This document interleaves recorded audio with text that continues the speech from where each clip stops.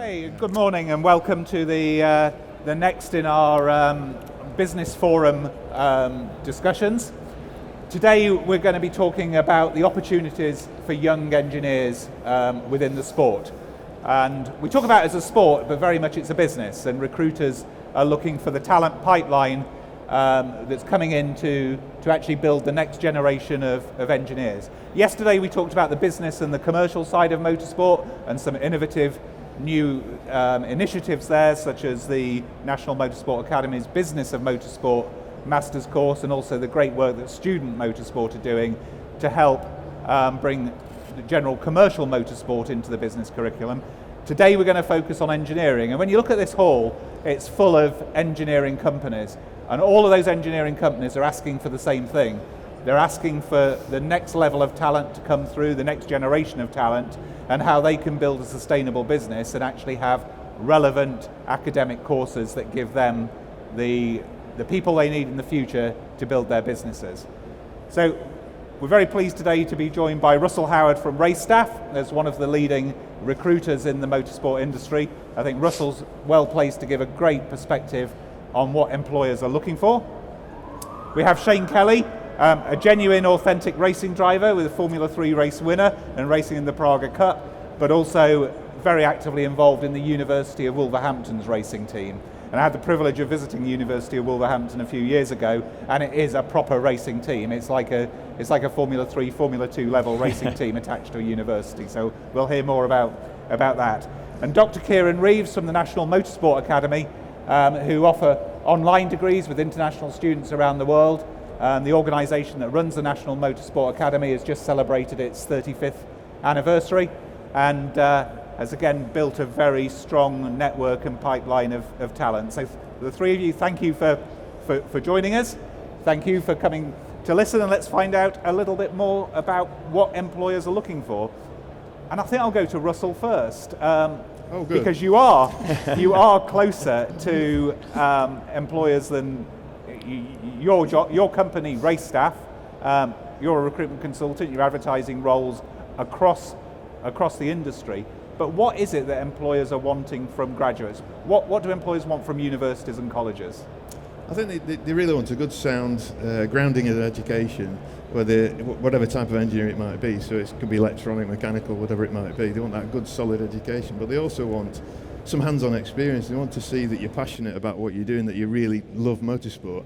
And I think, so many students are just maybe tick a box on a course and go and do it without really having that passion. And if that's the case, a lot of the time they won't stay in the job because it's hard work, motorsport, generally. The long hours, the weekends and whatever. So you've got to really have that passion and show that passion. And what both these guys do actually really well is give hands-on experience. And that's critical, so that for me, when I'm putting a candidate forward, especially a graduate, that they've had some hands-on experience. I know they're not going to have years worth, but just to show that you've been to race meetings, you've helped out with the cars, you've done stuff with it, as I say, Wolverhampton do it great because they actually run their own car, which is fairly unique. And the NMA do a brilliant job with it because they put you in touch with different teams, and they run their own team as well. So they're both good options. Unfortunately, not every university offers that. And for me, that should be absolutely part of the course to give some hands-on experience along the way. They come to me, I've had candidates come to me at the end of their education and say, right, I want a job now. I'm like, well, what have you done? Well, I've got a degree in whatever. And they say, yeah, but what else have you done? And they're like, oh, not a lot really.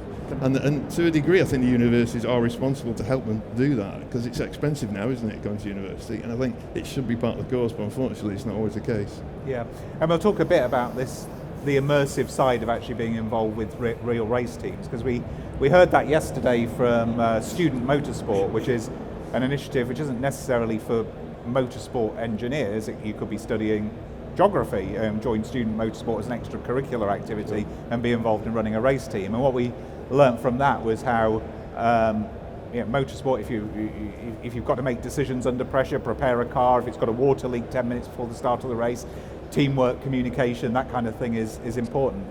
Now, Shane, you're in the hot seat. You're the driver at University of Wolverhampton. Yeah. So this coming year, you're running the Praga R1, which is like an LMP3 type prototype. But explain how your students are involved in that project and what what do they learn from that in addition to the traditional academic side of it? I think it's putting faith in young people straight away. I think that's missing slightly in other industries. Apprenticeships are great, but I think it's actually giving them a responsibility to actually do jobs. So we actually have our teams are completely student-led, guided by a couple of in-house engineers, but that faith in the student to do it, and that depth of knowledge about the whole of from washing a trailer to the podium sort of thing. So that becoming a rounded person and an engineer at the same time. Yeah. So like we said about a piece of paper is one thing, that's great, but you're quickly found out as well as you go as a young person straight into a race team that you're wet behind the ears, and you need to if you've got that knowledge behind you, you can communicate well. And you see young people coming through now, nose into a phone. They're not communicating very well. So through the race team, we make sure that they're speaking to Pirelli or speaking to Goodyear, ordering the tyres, going to the tyre guys and getting that sorted out, and speaking to the Motorsport UK or the official, and nominating the Ewan sat in the audience there. He's the data engineer, but he's team manager. So he has to deal with the Motorsport UK, and so that real life, and that responsibility to do it. I think that's the biggest thing I see students come alive with responsibility. If they're just watching from the background, it's not quite the same. So. And have you seen student character and personality evolve over the 3 or 4 years that they're on a degree, specifically because of that kind of teamwork? Just 1 year in a race team, doing a full season, you just see that development. And again, I keep repeating myself, but responsibility brings people to the forefront, I think. Yeah. And Dr. Kieran, perhaps explain what National Motorsport Academy does, because it's quite different to a traditional university. Yes, yeah. So what we do, we deliver our degrees solely online, and it's for people who are already working in the automotive or the motorsport industry. So our demographic is slightly different than a traditional university. We do have some students 18 to 21. Majority of our students are 25 plus. And really it's given a second chance to people who may have got married, may have a house, bills, etc., can't necessarily afford to give up their job and go back to university. So they can come to us, study evenings and weekends while still being employed and keeping that job in the motorsport industry or the automotive industry. So they're picking up the practical skills in work, and they're developing their skills to get a degree with us. On top of that, obviously we also have our own race team. So additional skills they may wish to pick up, they can come and race with us with our GT cars. And because we're in the paddock and we're racing ourselves, we get a lot of other teams who also ask if they can have some of our students for the weekends, etc. So they can pick up a lot of experience while studying in their own time and keep their job, to keep their wage coming in and everything else. Yeah. We're going to come back to your race car in a moment, because I think for the audience here, there's two fantastic race cars brought here. So the Praga is. In fact, do you want to explain what the Praga is? It's a Praga I1T. It's you could say an LMP4 if you like. Yeah. Between so it sort of looks like an LMP3. Renault turbo engines at 365 brake horsepower. Quite nimble cars, a bit of ground effects there as well, so good aero on the car. Coming from the F3 is again a bit of a change for us, but for the positive side of things, because it opens a bit more strategy for the students. Another car to fix. Again, reliability hasn't been the best for us last year, but again another mountain to overcome, and that's what it's all about, learning on the job. So, but yeah, a new series for us to go into. Also the Morgan, the Morgan Motor Company car sat on a Silverstone stand. So that's quite a win for you as a university, because if I understand correctly, Morgan, as an original equipment manufacturer, chose you to run their race team? That's right. We built the two CX platform cars in the 21 chassis, and that was the point when they switched from the ladder chassis with a timber frame to aluminium bonded and riveted chassis. Mostly like Aston Martins and that sort of thing, that aluminium bonded chassis now, and that was the two only race cars in existence in that platform, and I think there's a couple more out there now since, but really sort of looking at the cars, developing the cars, gathering data as well. Students are designing parts, anti-roll bar systems on there, which the cars don't have. Putting a car through a paces, as we all know, if you put a car on a racetrack, it fatigues it very quickly compared to what you do on over sort of 100,000 miles on the road. So we were finding a lot of sort of teething problems with them, and which we could apply to a race car or a track car. And that's really our sort of contact between automotive and race car. And then you've got the Praga as a pure race car, and then the former student supplement that as well. Yeah. So the Praga's here to take a look at. But the car on your stand, Kieran, is got quite a history. Yes. Yeah, so the car we've brought today is the car we own. It's the 2011 Lotus Evora GTE that competed at Le Mans. There was only 2 in the world. Our car was the one that finished Le Mans. We had the opportunity to buy that from Lotus a few years ago now. So we bought that car and we did compete with it for a while. But of course, a GTE car from 2011 is completely different to a GT3 or GTE car today, especially with lap times, etc. So when we bought that car, we managed to buy a lot of the spares that Lotus had, including subframe, chassis, suspension, etc. So we built a second car, which is not here today. We built a second car, improved the aerodynamics drastically, completely new engine, and that's very competitive and can do current GT3 lap time. So that's our second car. But the one on our stand today, is the historic Le Mans car in the Le Mans colours. Looks really nice. The stickers are still in there from scrutineering from 2011. Okay. So if anyone goes by, we'll come and take a look at that one later. So this is where engineering students want to be working. They want to be working at events like the Le Mans 24 Hours. And Russell, if we look at the kind of roles that you're advertising at the moment, have you seen a change in the industry over the last 5 to 10 years in the type of engineering roles that are being advertised? Because I'm not an engineer, but I've been in motorsport for all my life. But sometimes I see a job title and I wonder, what is that? So are you seeing that evolution? Yeah, very much so. Much more on the simulation side now, particularly at the higher end of F1 and the hypercar side. There's an awful lot of simulation work going on now. Things like mathematical modelers. We've had quite a few vacancies for mathematical modelers and this kind of thing, which is obviously, you didn't see those certainly 5-10 years ago. Those weren't really so prevalent. They're definitely coming through now, and just the technology just keeps pushing on, and which is great to see. So we've got the very high end jobs like those kind of jobs, and people working for the powertrain divisions. So I recently worked with Alpine Powertrain to looking for a combustion chamber aerodynamicist. So literally the airflow through the combustion chamber of the engine, really specialist jobs to try and get every percentage out of them. And even, there's a whole department working on friction, trying to how can they reduce the friction in the engines in the F1 teams. And I'm now working with Audi F1 in Germany on their powertrain. They're going to be an F1 powertrain supplier soon. So we're working with them building up their team, and it's so specialised. This is the problem, it's so specialised. Really, you have to take people out of other F1 engine departments because, there's no other business quite the same as it. But so that you got that very high end stuff. But where we struggle are some of the traditional skills actually, like titanium welding and fabrication and in-canal welding and fabrication, because we're not really teaching that. There's sort of apprenticeships that maybe you used to learn that kind of thing aren't there anymore. And the only place I could find a titanium welder that was up to the standard of one of the exhaust manufacturers was a lady who made titanium jewellery. And because she was so precise with her work, it was beautiful work, and she went into the F1 department and looked at all the titanium, and she got very excited, and so did they, and she was a perfect fit. The welders from shipyards are no good because I used to weld in 10mm plate at least or something, and they're just... So there's various skills, gaps and holes, things like we talked about it before, wiring harness builders. There's a real shortage of wiring harness builders. It sounds daft, but the connectors now, the mil-spec connectors are quite technical, aren't they?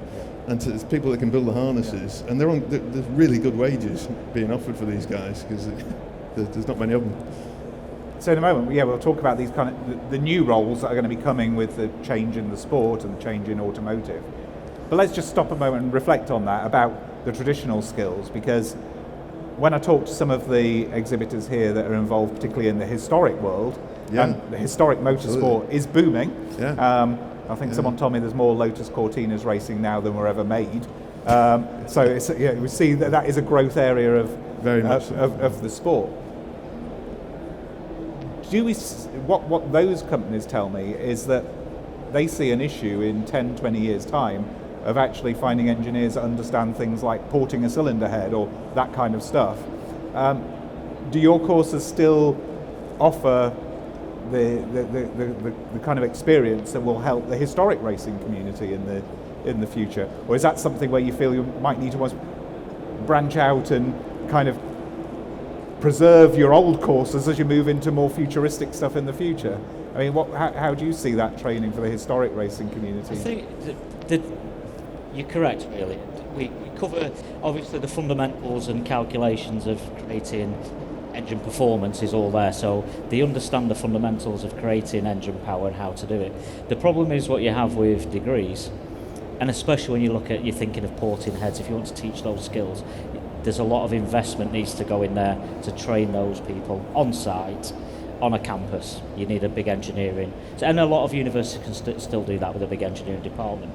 The problem is with a degree, as things move forward, you've only so many modules you can fit into that degree, so many credits to achieve. So it's how do you balance the modules you are delivering to make sure you are future-proofing your graduates? Yeah. And that's the idea. So we've moved further into hybrid energy, hybrid engines, etc. A lot of electrical, electronics. We're looking more at calibration of ECUs. So all those new skills that are coming. Like you just said, we've been thinking, we've not gone too far with it yet, but we have had discussions whether we start a historic type course or maybe some additional modules that could be options, and those people could choose separate modules to pick up some of those other skills. But it's traditionally that'd be more on campus with a big engineering Yeah, it's an department. interesting divergence of the motorsport industry with the growth in historic, but then if we're to look at engineers at the moment, and let's imagine a typical 18-year-old thinking about the university course and wanting a career in motorsport, they're probably thinking about Formula One, World Endurance Championship, World Rally, Formula E, where by the time they've graduated, those cars, the internal combustion engine part of it is going to be smaller than the electrification side of it. So Shane, for the University of Wolverhampton and your UWR race team, what kind of steps have you put in place to look at how you prepare graduates for the motorsport of 2030 or 2040? Well, just back to the historic side of things quickly, having the teams fully running in a sense of the full season, it lends itself to having to get them old values as well, the making top hats quickly, or getting onto an old lathe, or getting onto a Bridgeport or something like that. It lends itself to do that because you're moving in real terms, if you like, in real motorsport, the calendar and things like that. So, and what we found is a lot of our graduates are going into historic preparation teams, F1 teams and things like that, GTs. But like you said, some of the GTs now in their masters are them Le Mans cars from sort of 10 years ago. Yes, yeah. So I think it's always a daunting fact when you think about how do you get ready for EV, because you look at electrification, how do we go forward with that? There's always that grey area about when's motorsport ready for it, when's club motorsport ready for EV, and there's always, I'm not sure when that will be. I think it will be a while yet before we can actually go racing in a club championship and in an electric car. But in the background, I think we're looking at our former student program for EV. We know Morgan are very interested in that as well, and how they're looking forward to electrification through their new platforms. And I think they thought ahead with that, with the CX platform car. So for us, it'd be nice to build with them in conjunction with them, and how they can test through our former student program and build into that. But when you think of the numbers and the costs of what it costs to do former student in electrification, it's quite a big jump from an R6 engine. And it's a worry in that sense. But again, we have good sponsors on board looking at that as well, and partnerships and things. So yeah, it's something we haven't fully pushed into yet, but again, this year I think the doors will open with Morgan as well, and how they want to look at electrification, maybe just try things out. Yeah. And if we look at some of your success stories as different universities, you titled National Motorsport Academy, but affiliated to De Montfort University. It'd be good to hear some of the stories of graduates that you've had over the last few years and the kind of roles that they're doing now. Well, like I said, a lot of our students, all of our students are already working in motorsport. But we do have people who graduate and then progress within their company or move across to Formula One. But it's funny, like we talked about historic. We actually have a student. I went and saw him the other week. He actually won Race Engineer of the Year this year for us, and he works for a historic touring car team. So he's working in historics. We ran a competition out of everybody who works in race series. We accumulated everybody's points they gained off their cars they ran that year, and then we had to aggregate the score to make it a fair table. There was different lengths of rounds, etc. And the guy who won, like I say, is from historics and actually beat Max Verstappen's engineer to first place. So that was a good success story for him. So the scoop here is Max Verstappen actually finished second in a championship last year. No, he won the Formula One championship. His engineer. No, in a more important champion, the National Motorsport Academy of course, championship. Yeah, of course. Yeah. So he was beaten by someone running a Jaguar. Yes. Yeah. Okay. Yeah, It's a good story. Exactly that. Yeah. So that's very good. But we have some really good students in World Endurance Formula One who, for their masters or their BSc dissertations, some of the projects they produce are just out of this world. We have to sign NDAs so we can't share them, etc. But some of those are out of this world, and they really are promoted as soon as they complete their degree or their masters. They have been promoted within their race teams, or if not very quickly, they will move to another race team and continue their career. So, and we see that because we're a roll-on, roll-off program, we see that every other month almost. Yeah, that must be really rewarding. Have you seen similar things, Shane, at the University of Wolverhampton? Yeah, I think what we see through their 3-year journey, maybe with a student has a goal of Formula One, and then they do 3 years on a race team, and they've actually honed that goal into something. Maybe the supply chain into Formula One. I want to design this rather than be on the team. Or we have a dairy farmer on the team who's a mechanical engineer, that he was wanting to change the way milking is done as a mechanical engineer and use motorsport. And now he's gone full circle. Now he just wants to be a motorsport. And but looking at the employment and students going into jobs, we as far as Lewis Hamilton's car currently, and we have students on there, graduates there,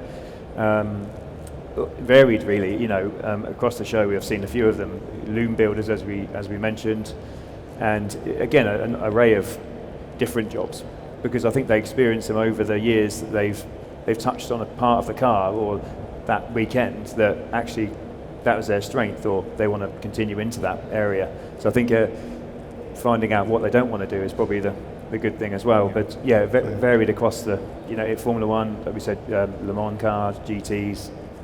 But again, that feed chain into it. But as you said, historics are very popular. That team. I mean, I had a phone call from one of the students in Monaco, and there's 4 of them on a grid in Monaco on the historic, and they just ended up there. Working for different people. So it must be very satisfying for both the academy and the universities there. So the final question as we bring this to a close, I'm going to turn this more back down to the recruiter, to the employer. Clearly, Russell, your talent pipeline that you're then able to advertise and promote this talent to your clients who are looking for roles. How do you want universities like Wolverhampton, the National Motorsport Academy, to evolve in the future in order to help you satisfy the needs of your clients? I think I'd like them to look at specialising in various areas. So I understand that the courses have to be about the whole car. That's the idea of these courses. But what helps me is if somebody's got a real passion for one area, either one area of the car, as you said, or one formula or whatever, it makes it a little bit easier to help place them when they finish their education. One example is I went to a university a few years ago, and I led a second year students there, and I said, does anybody really know yet what part of the car you want to work on? What? And one guy sticks his hand up, he says, dampers. I'm like, sorry? He said, just love dampers, that's all I want to do. I was like, wow, that's really specialist. That's a really, but he was so passionate about them. I found myself going to the car park after that and sitting in the car thinking, dampers are pretty cool, aren't they? He'd built his own damper dyno, he does his own valving, he's like absolutely damper guy. So I rang up my contact at Olin's Suspension and said, I've got a guy here who's as passionate about dampers as you are. And he's like, no, that's not possible. He says, nobody is as passionate. I said, he is. You need to talk to him. Anyway, long story short, that's where he ends up, because it was so easy to route him to the right company because of his passion. And I think as soon as you can decide on what area you're interested in, whether it's to become a race engineer, a data engineer, whatever it is, and really focus in on that area, the better. The easier it is for me when they come out the other end. The worst scenario for me is they come to me and say, I'll do anything, I just want to work on a car. I'm like, I can't get you a job to do anything. Give me something to get my teeth into and I can help you. That's what helped me. Well, these guys do a great job. I can't really fault these universities. They're amongst the best in the country, without a doubt. Yeah, and I think it's great that in an industry that is so strong in this country, I know you have international students as well, but if we look at the UK, and specifically they call it Motorsport Valley, and the amount of revenue and jobs that creates, that we've got such a strong network of universities and colleges in the motorsport sector. As we bring this to close, I'd like to thank Shane and Dr. Kieran, but there are also other universities that are exhibiting here as well. There's plenty of universities across this sector, and I think the UK is very much at the heart of motorsport engineering education, and that's great to see, because when we look at shows like this, the number of brands here, the employers that are here, they're dependent on the work that you do to develop that talent.